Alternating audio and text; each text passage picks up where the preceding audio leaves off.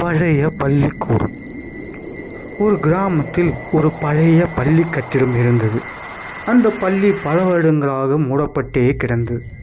கிராமத்தில் எல்லாரும் சொல்லுவாங்க, அந்த பள்ளி பக்கம் இரவு நேரத்தில் போகாதீங்க, அங்கே ஏதேதோ வினோதமான சத்தம்லாம் கேட்குது. ஒரு நாள் ராஜா மற்றும் அவன் நண்பர்கள் இந்த கதையை கேட்டார்கள். நம்ம போய் தான் பார்ப்போமே, எங்கே தான் நடக்குது என்று, அங்கே போய் பார்த்துக்கலாம் என்று அனைவரும் கிளம்பினார்கள். அன்று இரவு 11 மணிக்கு அவர்கள் அந்த பழைய பள்ளிக்கு சென்றார்கள். உள்ளே எல்லாம் கும்மிருட்டு, ஜன்னல்கள் எல்லாம் உடைந்திருந்தது.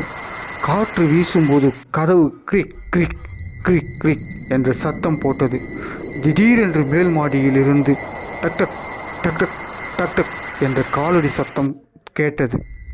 அவர்கள் எல்லோரும் பயந்து ஒரே இடத்தில் நின்றார்கள்.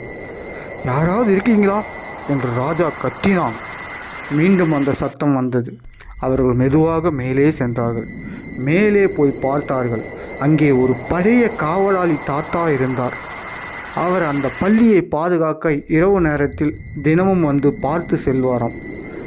அவர் நடக்கும் அந்த சத்தம்தான். அதை கண்டுதான் எல்லோரும் பயந்தார்கள். அதை பார்த்ததும் எல்லோரும் சிரித்தார்கள்.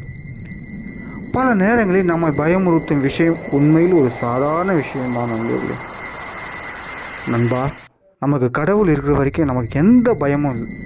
நம்ம வாழ்க்கையை வீர நடப்போம். நன்றி, வணக்கம்.